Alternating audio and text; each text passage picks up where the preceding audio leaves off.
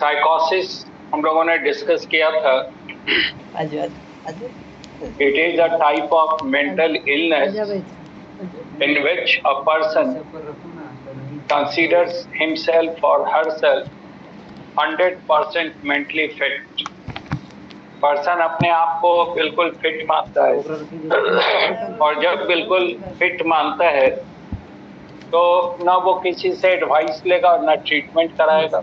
इसलिए कहा था कि साइकोटिक पीपल का हम लोग ह्यूमन पॉपुलेशन में सबसे ज्यादा परसेंटेज है साइकोसिस के केस का, साइकोटिक पीपल का।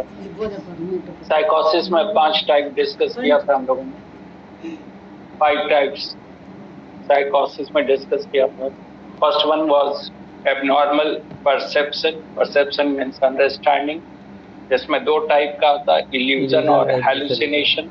इल्यूजन में तो कोई फैक्टर है लेकिन उसके नेचर को नहीं समझ पा रहे हैं, और हैलुसिनेशन में तो कोई फैक्टर है ही नहीं फिर भी लगता है कुछ है। दूसरा था abnormal belief, that is also called delusion. तो कभी कभी कोई पर्सन किसी चीज में जरूरत से ज्यादा विश्वास करने लगता है विदाउट एनी कंक्रीट रीजन। चाहे वो पर्सन हो, किसी पर्सन में आपका बहुत ज्यादा जरूरत से ज्यादा विश्वास हो गया और उसका कोई ठोस आधार है नहीं फिर भी उसमें फेथ कर रहे हैं। उसी तरह किसी भी फैक्टर जरूरत से ज्यादा विश्वास करते हैं, चाहे वो धर्म में हो, चाहे वो किसी पर्सन में हो या किसी भी फैक्टर में हो, तो it is a mental illness, that is called delusion. और तीसरा कहा था हम लोगों ने schizophrenia, which is caused due to the excessive secretion of dopamine in the brain. So brain always remains in excitatory stage, यानी कोई भी इम्पल्स को ठीक से ना समझ पाता है ना प्रॉपर उसके लिए रिस्पॉन्स दे पाता है, बिकॉज कंडक्शन ब्रेन के अंदर कंडक्शन काफी फास्ट हो जाता है, तो साइकिक सेंटर को समझने का मौका नहीं मिलता है। साइकिक सेंटर पढ़ेंगे हम लोग, जैसे हम लोग किसी चीज को देखते हैं तो वो चीज है क्या और उसके लिए क्या रिस्पॉन्स देना है, ये सब काम होता है ब्रेन के साइकिक सेंटर का, सेरेब्रम का। तो इतना फास्ट कंडक्शन हो जाता है इम्पल्स का कि मौका ही नहीं मिलता है कि उसके एग्जैक्ट नेचर को समझे या उसके लिए सही रिस्पॉन्स दे। तो दैट कंडीशन इज सिजोफ्रेनिया, उस कंडीशन को कहते हैं सिजोफ्रेनिया। और उसके बाद जो फोर्थ था पैरानॉइड था, जिसमें हम लोगों ने कहा था कि ये मेंटल एबनॉर्मलिटी है जो ज्यादातर सक्सेसफुल पर्सन में आता है। जो सक्सेस अचीव कर लिया है तो हम लोग कहते हैं कि वो बहुत ज्यादा सक्सेसफुल हो गया, तो उसका दिमाग खराब हो गया या उसका बिहेवियर चेंज हो गया, तो एक्चुअली दैट इज पैरानॉइड।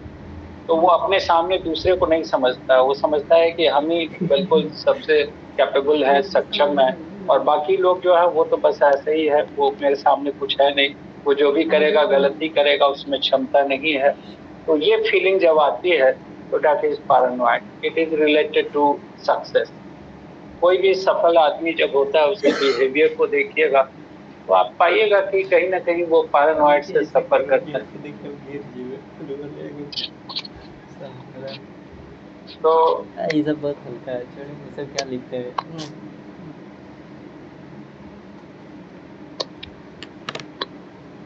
बहुत भारी लिखिएगा, 2-3 साल बाद पढ़ेंगे। मेरा आप समय नेट बर्बाद कर रहे हैं सर, पढ़ाइए। तो कोई भी पर्सन जो बहुत सक्सेसफुल है लाइफ में, वो अक्सर इस मेंटल प्रॉब्लम से सफर करता है, which is considered as paranoid, जिसको हम लोग पैरानॉइड कहते हैं। तो पैरानॉइड के केस में अपने आप में जरूरत से ज्यादा भी बोल रहे हैं, जो कर रहे हैं वो वही सही है और बाकी जो लोग कर रहे हैं वो सब गलत है या वो सही नहीं है। तो इस तरह की मेंटेलिटी होती है पैरानॉइड, जिसको हमने कहा था बॉसेस आर ऑलवेज राइट, चाहे वो भले ही गलत सलत कुछ भी बोले, उसके हाथ में हाथ लिया है तभी वो खुश रहेगा। तो ये ऑलवेज सक्सेसफुल पर्सन के साथ होता है, वो अपनी बड़ाई सुनना चाहता है, चापलूसी हो, that is the case of paranoid. वो ये नहीं एनालाइज करेगा कि वो क्या सोच रहा है, वो सही सोच रहा है नहीं सोच रहा है, दूसरे क्या बोल रहे हैं, बस उसको लगता है हर समय हम सही। State is paranoid। और फिर लास्ट में हम लोगों ने पढ़ा था माइनिया। तो माइनिया कहा था कि ये एबनॉर्मल इन्वॉल्वमेंट होता है both mentally and physically in a particular factor to achieve the success. और सफलता प्राप्त करने के लिए कोई पर्सन अपने आप को मानसिक और शारीरिक रूप से बहुत ज्यादा उसमें इन्वॉल्व कर देता है, भले ही उसका मेंटल या फिजिकल हेल्थ अफेक्टेड हो जाए, लेकिन वो चाहता है कि सफल हो जाए। तो ये स्टेज है माइंड में। उसको अगर कोई समझाएगा भी कि आप ये गलत कर रहे हैं, इतना आपको एग्जर्ट नहीं करना चाहिए, इतना काम नहीं करना चाहिए, ऐसे किसी चीज में नहीं लगना चाहिए, तो उसकी बात कोई नहीं सुनेगा, because that person is suffering from साइकोसिस। आज हम लोग स्टार्ट कर रहे हैं न्यूरोसिस। साइकोसिस और न्यूरोसिस में जो बहुत इंपॉर्टेंट डिफरेंस है वो ये है कि साइकोसिस में पर्सन अपने आप को बिल्कुल सही मानता है, वो बीमार भी है तब भी उसको लगता है कि वो एकदम सही है, ठीक है। बट न्यूरोसिस में, हालांकि neurosis is more serious pathologically, it is more serious than psychosis, but one important thing is that the person is always aware of his or her mental state। ये पैथोलॉजिकली ज्यादा serious है साइकोसिस से, यानी इसमें treatment बहुत जरूरी है, death भी हो सकता है। फिर भी इसमें क्योर होने का, ठीक होने का चांसेस ज्यादा है, बिकॉज पर्सन खुद को समझ रहा है कि हम बीमार हैं और इसलिए वो दूसरे से कंसल्ट करता है, ट्रीटमेंट करवाना चाहता है, उसको लगता है कैसे जल्दी ठीक हो जाए। तो दिस स्टेज इज न्यूरोसिस। अब न्यूरोसिस का कुछ टाइप्स हैं। There are 4 major types of neurosis. First is the anxiety depression syndrome. Anxiety depression syndrome. Second is the hysteria. Third is hysteria. Third is the obsession, and fourth is the phobia। तो 4 type है neurosis का। Neurosis में बताया कि person बीमार है लेकिन उसको पता है कि हम बीमार हैं और वो चाहता है, दिल से चाहता है कि वो ठीक हो जाए, तो दूसरे लोगों से एडवाइस भी लेता है, उसकी बात भी सुनता है, ट्रीटमेंट भी करवाता है, इसलिए कई बार वो ठीक हो भी जाता है। तो न्यूरोसिस में 4 टाइप है। First is the anxiety depression syndrome, वो सब असाइनमेंट में देख लीजिएगा, लिखा हुआ है। Second is the hysteria. Third is obsession and fourth is the phobia. अब ये एक एक करके देख लिया हम लोग। तो फर्स्ट है anxiety depression syndrome. Anxiety means worry, चिंता। एंजाइटी टर्म आता है चिंता के लिए, यानी वरी, और डिप्रेशन यानी चिंता के कारण पर्सन डिप्रेशन में जा रहा है। और सिंड्रोम, सिंड्रोम इसलिए कि अगर कोई पर्सन डिप्रेशन में जाता है तो उसमें कई तरह का सिम्टम्स दिखाई पड़ेगा, and collection of symptoms is called syndrome. Collection of symptoms is called syndrome. तो anxiety depression syndrome, yes sir, नाम से मालूम है एंजाइटी है, चिंता है, and this mental problem is mainly related to failure. जैसे हम लोगों ने कहा था कि कोई बहुत सक्सेसफुल हो जाएगा तो पैरानॉइड के मेंटल स्टेट में चला जाएगा, लेकिन ठीक इसका उल्टा, अगर वो बहुत कुछ फेल्योर हो गया, लाइफ में फेल्योर हो गया, यानी जो चीज चाहता था वो चीज प्राप्त नहीं कर पाया, तो दैट पर्सन में इंटर इनटू डिप्रेशन। और जब डिप्रेशन में जाएगा तो कई तरह का सिम्टम आएगा जो अभी हम लोग डिस्कस करेंगे। That's what is called syndrome. सुनते भी है, गाँव देहात में भी होता है कि चिंता चिता सना, यानी जब चिंता करेगा, कोई एंजाइटी होगा, किसी चीज का वरी होगा, तो कई तरह का उसको प्रॉब्लम। अब एंजाइटी होता क्यों है? एंजाइटी के कारण डिप्रेशन होता है। तो जैसे आप किसी चीज को चाहते हैं, आप चाह रहे हैं कि हम कोई काम करें और बहुत मेहनत करते हैं, और अगर सफलता नहीं मिलती है तो हम लोग उस मेंटल स्टेट में चले जाते हैं, that is considered as depression. तो डिप्रेशन इज नॉर्मल, ये तो नॉर्मल है। हम लोग हर दिन डे टू डे लाइफ में बहुत सारे चीज़ों को चाहते हैं कि ये हमको मिल जाए या हम ऐसा कर लें, और वैसा नहीं कर पाते हैं तो फिर हम लोगों की मानसिक स्थिति जो है वो अवसाद जिसको कहते हैं हिंदी में, यानी डिप्रेशन में चले जाते हैं। तो डिप्रेशन में कोई भी जा सकता है। जैसे अगर कोई स्टूडेंट है, मेहनत कर रहा है, चाह रहा है कि एग्जामिनेशन में हम अच्छा करें, और अगर उसके मन मुताबिक उसकी इच्छा के अनुसार वैसा रिजल्ट नहीं आता है तो वो हताश हो जाएगा, डिप्रेशन में चला जाएगा। उसी तरह कोई बिजनेसमैन है, बिजनेस में घाटा लग गया, उसको नुकसान हो गया तो डिप्रेशन में जा सकता है। ओल्ड एज में डिप्रेशन इज वेरी कॉमन। आप देखिएगा कई लोगों को अपने फैमिली में कोई बुजुर्ग होंगे या गाँव देहात में, जब भी उनसे बात कीजिएगा तो वो अपने पुराने जमाने की बात करें। ये हमारे जमाने में ऐसा होता था, काम से चीज से लेके सब चीज में कहेंगे वो पहले वाला अच्छा था, पहले लोग भी अच्छे होते थे, अब सब कुछ पूरा हो गया। उनको अपने फैमिली मेंबर से भी शिकायत होती है, भले ही बहुत अच्छा ढंग से रखा जाता हो, फैमिली में बहुत लोग अच्छे ढंग से रखते हैं बुजुर्ग को, लेकिन उसके बाद भी शिकायत हो सकती है। मान लीजिए कि आपके घर में कोई बुजुर्ग है, दादा दादी नाना नानी, तो उनके साथ आप समय नहीं दे पाते, आप क्या कोई भी फैमिली मेंबर नहीं दे पाता है, सबका अपना रूटीन होता है, तो वो सब कुछ मिल रहा है फिर भी वो अपने आप को आइसोलेटेड समझते हैं, नेग्लेक्टेड फील करते हैं।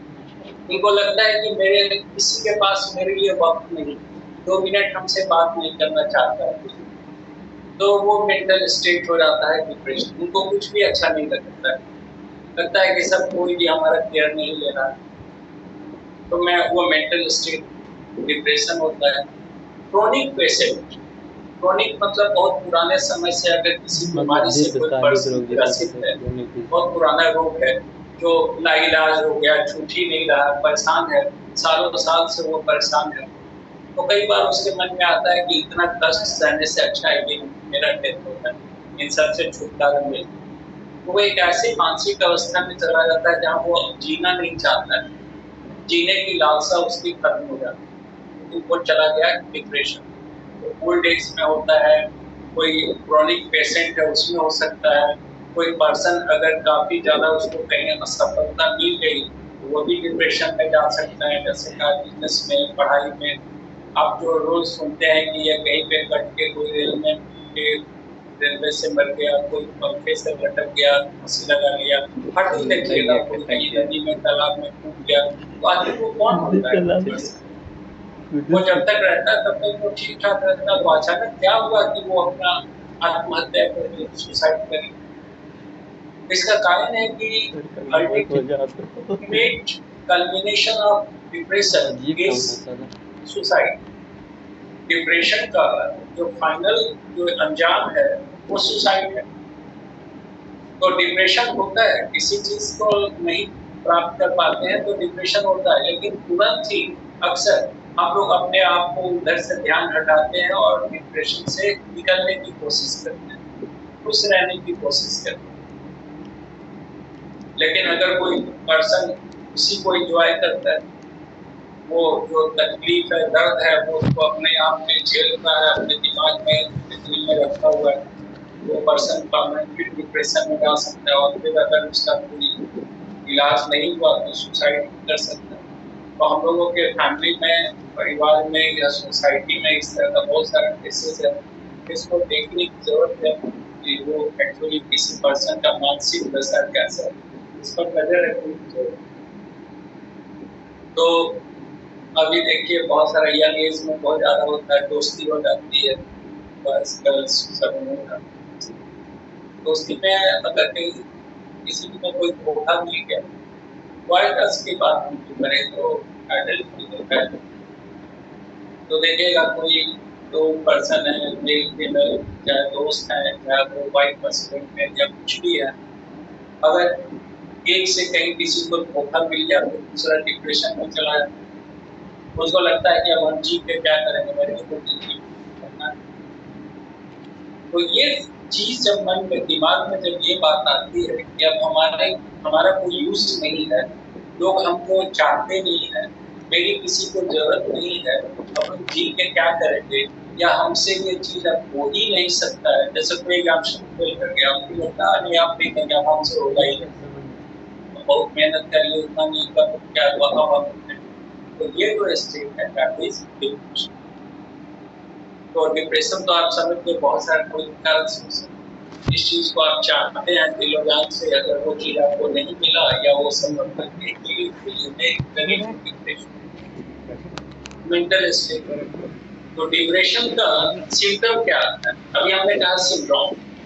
तो डिप्रेशन, जब कोई पर्सन डिप्रेशन में जाएगा तो पहले at first person loses faith in society. Person को अपने सोसाइटी में फेथ नहीं रहे। कहने का मतलब है कि वो अपने आसपास के लोगों से, गली मोहल्ले से या कई जान पहचान वाले लोगों से दूर रहना चाहे। उसको हर समय लगेगा कि कोई दूसरा उसका मजाक कर रहा है या उसके बारे में वो कोई कमेंट कर रहा है या दूसरा उसको कैपेबल नहीं समझ रहा है, तो वैसे लोगों से वो मिलना जुलना नहीं चाहता। First loses faith in society, and then loses faith in family. Family members पर से भी उसका भरोसा हो जाए। एग्जाम्पल में बच्चा फेल करके बाहर निकला, अब उसको लगेगा कि हम घर कैसे जाएं, घर जाएंगे तो मेरे आसपास में जो अड़ोस पड़ोस क्या, हम घर जाएंगे तो मेरे पेरेंट्स या मेरा भाई बहन मेरे बारे में क्या सोचेगा, क्या बोलेगा, फेलियर हो गया। तो उसको डाउट होने लगता है अपने फैमिली मेंबर्स पे भी, शायद वो भी हमको नहीं मानते या उनको मेरी क्षमता पे विश्वास नहीं। पर लास्ट में person loses faith in himself और हरसेल्फ। फेथ लूज करता है, सोसाइटी से दूर होता है, फिर अपने फैमिली मेंबर से दूर होता है। कहीं चाहेगा एक कोने में, कहीं कमरे में, कहीं सिमट के रहे, लोगों से इंटरैक्ट नहीं करेगा और बाद में वो खुद अपने ही आप पर भी उसका फेथ खत्म हो जाएगा। उसको लगेगा कि आपका हमसे कुछ नहीं। तो अगर उसका ट्रीटमेंट नहीं हो, दैट पर्सन में कमिट सुसाइड। अक्सर देखिएगा एग्जामिनेशन में होता है तो इस तरह का केस बढ़ जाता है। अच्छा नंबर नहीं आया, सुनिए अच्छा नंबर नहीं आया तो सुसाइड कर लिया, या घर में कोई डांट दिया तो बोल दिया सुसाइड कर लिया। तो ये सब चीज अब डिप्रेशन का सिम्टम क्या है? तो अभी होता है कि पर्सन अपने आप में फेथ लूज कर देता है, सोसाइटी में फेथ लूज किया, पहले फिर फैमिली में, फिर अपने आप में, तो वो अपना केयर नहीं करता। यानी जो पर्सन डिप्रेशन में, उसको देखकर आपको मालूम हो जाएगा वो ना अपने खान पान पे ध्यान देगा, ना अपने हेल्थ पर ध्यान देगा, ना अपने पहनावे पे ध्यान देगा। मतलब कैसा कौन क्या पहना है, कैसा उसका लुक है, ये सब चीज नहीं देखेगा। वो अपना लुक वगैरह नहीं देखेगा। अगर मान लीजिए जेंट्स है तो दाढ़ी बढ़ा हुआ है, कभी डिप्रेशन में रहेगा। कोई भी चीज पहन लिया, चल लिया, उसको ये अपने आप में कोई इंटरेस्ट ही नहीं कि वो कैसा लगता है या उसका हेल्थ कैसा है। ये सब चीजें लोग वो अपने आप से ही कर सकते हैं। तो बस वो अपना ये है अपने आप में। वो इस तरह का पर्सन को अचानक देखिए कि वो ठीक ठाक रहता था और अचानक उसके रहन सहन में चेंज आ गया, उसके व्यवहार में चेंज आ गया, लोगों से कट रहा है, इंटरैक्ट नहीं करना चाहता है, आइसोलेशन में रहना प्रेफर करता है, कहीं छिप के। तो इसका मतलब है कि पर्सन डिप्रेशन, और डिप्रेशन में जाएगा तो नींद नहीं आएगी, इंसोम्निया, रात भर हो सकता है वो सोचता रह जाएगा अपने कैरियर के बारे में, insomnia. Then anorexia, loss of appetite, भूख नहीं लगेगी, नींद नहीं आएगी, लॉस ऑफ बॉडी वेट, उसका शरीर का वजन कम होने लगेगा, हाइपरटेंशन, एंजाइटी का सबसे बड़ा एक जो बैड एस्पेक्ट है कि पर्सन में बिकम हाइपरटेंसिव, उसका ब्लड प्रेशर ज़्यादा हो सकता है। और वंस अगर हाइपरटेंसिव हो गया तो हम लोग पढ़ेंगे फिजियोलॉजी में जब ब्लड प्रेशर बढ़ेगा तो rate of heart beat will decrease. तो कभी कभी बहुत ज्यादा चिंता में होगा और ब्लड प्रेशर बहुत बढ़ेगा तो हार्ट अटैक हो जाएगा, यानी हार्ट बीट। तो ब्रीदिंग रेट भी स्लो हो जाता है, ब्लड प्रेशर बढ़ जाता है। और ब्लड प्रेशर बढ़ेगा तो हार्ट के साथ साथ किडनी भी डैमेज होता है। पेप्टिक अल्सर, पेप्टिक अल्सर कहने का मतलब है HCl का सिक्रीशन ज्यादा होने लगता है, एसिडिटी ज्यादा होने लगता है। इस तरह के पर्सन को तो गैस्ट्राइटिस जो कहते हैं वो कॉमन हो जाएगा।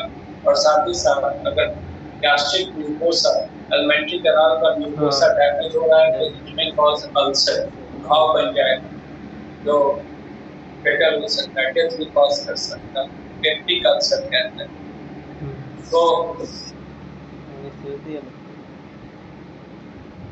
तो ये तो बहुत कॉमन चीज है। आप देखिएगा अपना हम लोगों के साथ भी होता है। जैसे एग्जामिशन आपने दिया होगा या कोई भी एग्जामिशन होगा और रिजल्ट नहीं हुआ तो आपको कैसा लगा, ये आप इमेजिन अपना याद कीजिए कि उसमें कैसा लगा। उसमें लगेगा कि हम तो इतना पढ़े, सब कुछ किए, मेरा रिजल्ट नहीं हुआ, अपने आप पर से फेथ खत्म होगा। लगेगा घर में लोग क्या बोलेंगे, आस पड़ोस वाले क्या बोलेंगे, तो छिप कर रहने की टेंडेंसी होगी। लोगों से मिलना जुलना, हंसना बोलना नहीं कीजिएगा, नींद नहीं आएगी ठीक से, खाना भूख नहीं लगेगी, उसका साथ ही साथ डाइजेशन भी ठीक से नहीं होगा, बॉडी वेट कम होने लगेगा, वीकनेस होगा, कमजोरी होगा, हाइपरटेंसिव हो सकते हैं, कार्डियक प्रॉब्लम हो सकता है, रीनल डिसफंक्शन हो सकता है, पेप्टिक अल्सर हो सकता है। और ये सब चीज लाइफ स्पैन को डालता है, यानी डिप्रेशन में ज्यादा समय रहने वाले का पूरा सिस्टम, फिजियोलॉजी जो है वो डैमेज होता है। और अब उसके बाद भी अगर वो उसका ट्रीटमेंट नहीं है या उसको लोग सपोर्ट नहीं कर रहे हैं तो सुसाइड कर सकते हैं। तो हमने कहा last resort is the suicide. तो ये बहुत घातक बीमारी है, मानसिक अवस्था में बहुत तो इसलिए बेस्ट ट्रीटमेंट जितना भी ये न्यूरोसिस में है तो इसमें भी बेस्ट ट्रीटमेंट है काउंसलिंग। काउंसलिंग इसलिए कि साइकोटिक पीपल को काउंसलिंग की जगह वो नहीं सुनेगा, तो लगेगा कि हम सही है क्या डॉक्टर को समझा रहा है, लेकिन न्यूरोसिस में है तो वो आपकी बात सुनना चाहेगा और उससे वो ठीक भी होगा। धीरे धीरे उसको अच्छा लगेगा, आप समझाइएगा, बताइएगा, वो आपसे सुनना चाहेगा, आपके साथ रहना चाहेगा, आप पर उसका धीरे धीरे फेथ होगा। जैसे बच्चा अगर मान लीजिए एग्जामिनेशन में नहीं क्वालिफाई, किसी का रिजल्ट खराब और बुलाते नहीं आता है, 4 बार 5 बार खबर करेंगे, कर देता है, उनको लगता है क्यों जाए, कहाँ जाए सर के पास, क्या बोलेंगे, तो कट जाता है, लेकिन पकड़े रहते हैं तो आएगा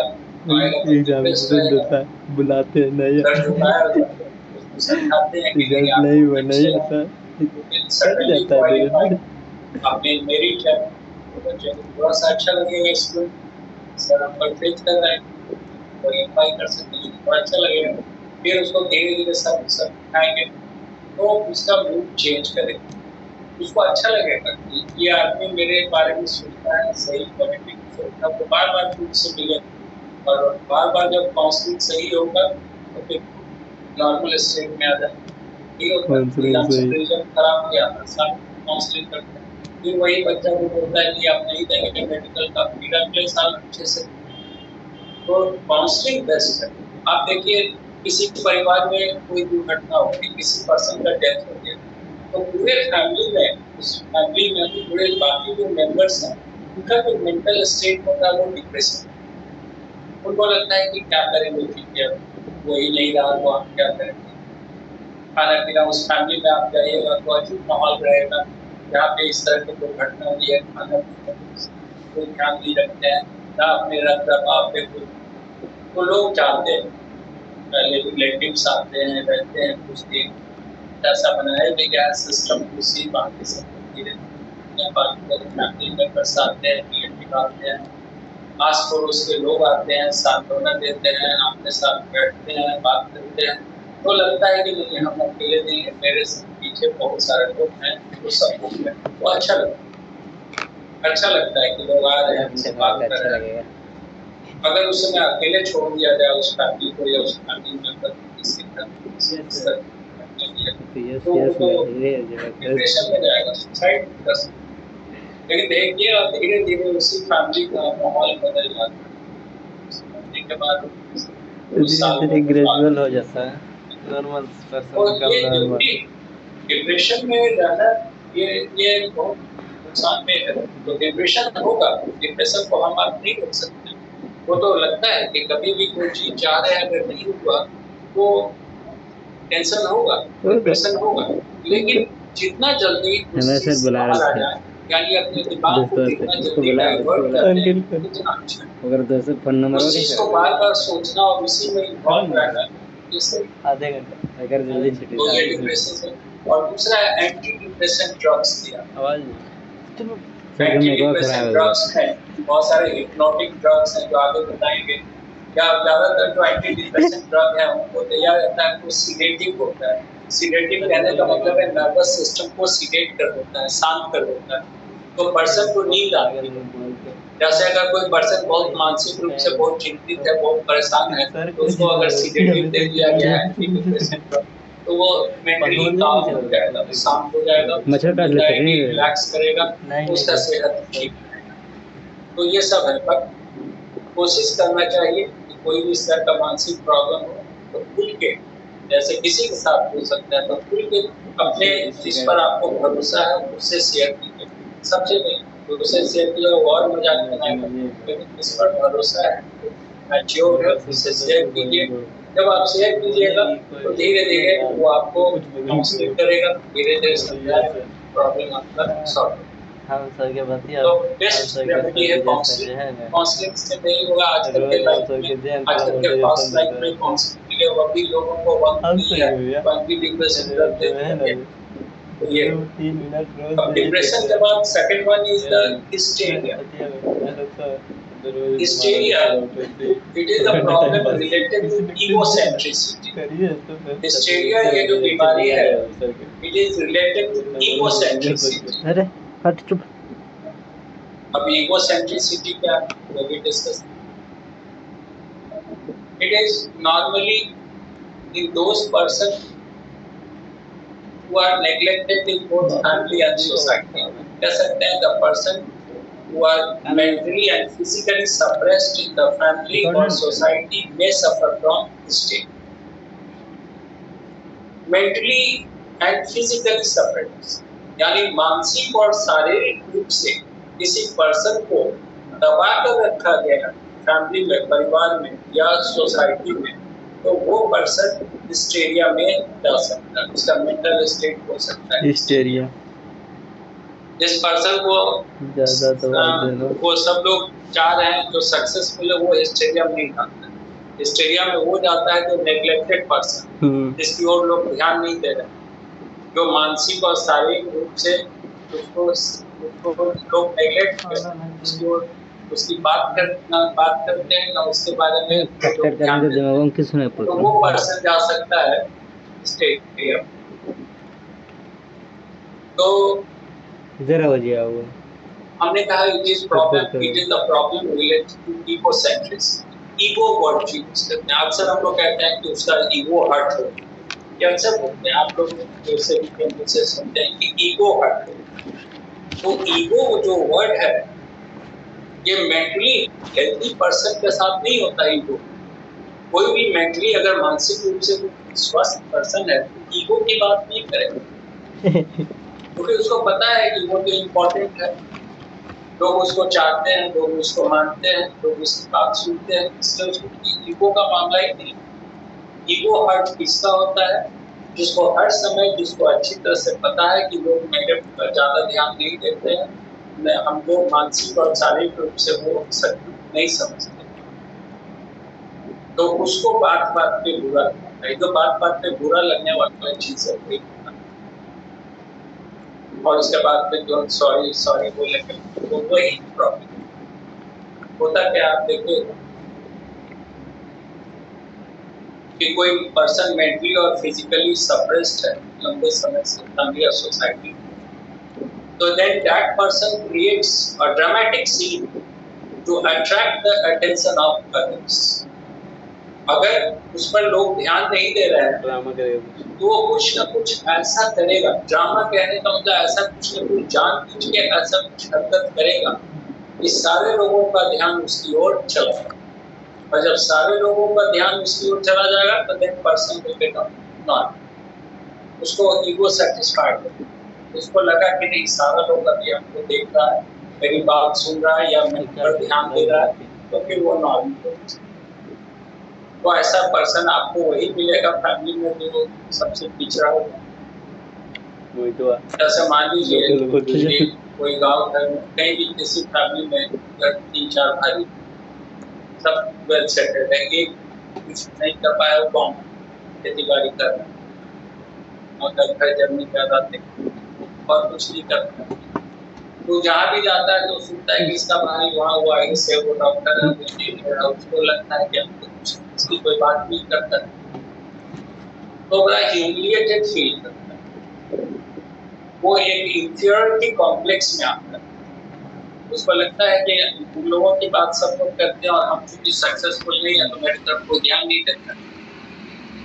कोई भी लोग उसको ऑर्डर दे देते हैं, वो काम करता है, चुपचाप सबकी बात मानता है, दिन रात लगा रहता है। लेकिन अब उसी फैमिली में कोई बड़ा फंक्शन होगा, शादी ब्याह है या कुछ और तब देखिए सबसे ज्यादा अगर कोई ड्रामा क्रिएट करेगा तो वही पर्सन करेगा जो सबसे शांत है। तो लोग कहते हैं कि हम लोग तो सोचे भी नहीं थे इतना शांत है, कैसे इतना हल्ला कर रहा है, ऐसे कैसे कर रहा है। तो नहीं, वो करे, उस दिन जरूर करे, जिस दिन बहुत सारे लोग होंगे उस दिन के बीच वो करे, इसलिए कि सारे लोगों का ध्यान उसकी ओर जाए। तो कुछ सीखेगा, चिल्लाएगा, कुछ तोड़ करेगा, गाली गलौज करेगा, तो सारे लोग उसको समझाएंगे। अच्छा लगता है। तो जब बड़े लोग उसको मनाएंगे, जिनको लोग समझते हैं कि वो बड़ा है, वेल सेटल्ड है, तो वो लोग उसको समझाएंगे, बोलेगा वो सब मेरे सामने झुक गया, उसका इनको सेटिस्फाइड हो, नॉर्मल हो जाए। देखिएगा शादी ब्याह जब होता है सर तो सब एक्सपीरियंस तो बारात लेकर जाती है, तो उसमें कोई बड़े लोग भी होते हैं, कोई डॉक्टर, इंजीनियर, कोई भी अफसर है, कोई भी है, सब लोग जानते हैं कि फलाना ये है, फलाना। और उसी में उस परिवार का एक ऐसा भी पर्सन हो सकता है जो कुछ नहीं किया, तो जितना भी और मदद होगा सब बड़े लोगों का होगा जो वेल सेटल्ड है, और उसको तरफ कोई ध्यान नहीं देगा, तो मनी मन पूरा तो एक कुछ ना कुछ एक वक्त पे वो कुछ ऐसा क्रिएट करेगा। यानी हो सकता है कहेंगे हमको कोई बात पूरा लेके खाना नहीं खाए, अब खाना नहीं खाएगा तो बाकी बारात कैसे खाएगा, तो लोग सारे लोग उसको मनाने जाएंगे, उस बारात में जो सबसे बुजुर्ग हैं, सबसे बड़े हैं, वो भी मनाएंगे। तो जब सब मनाएंगे तो वो मान जाएगा, क्योंकि उसको लगा कि सारे लोग देखें कि हमारा क्या वैल्यू। तो लोग बोलते हैं मेरा वैल्यू है, मेरी इज्जत है, मेरा ईगो है, ये चीज। तो ये सब का होता है। लोग कहते हैं hysteria is very common in female, ऐसा नहीं है। हिस्टीरिया मेल में भी उतना ही कॉमन है, मेल में भी बहुत कॉमन है हिस्टीरिया। ये 1 मिनट के लिए, 1 मिनट के बाद ही भेज देंगे।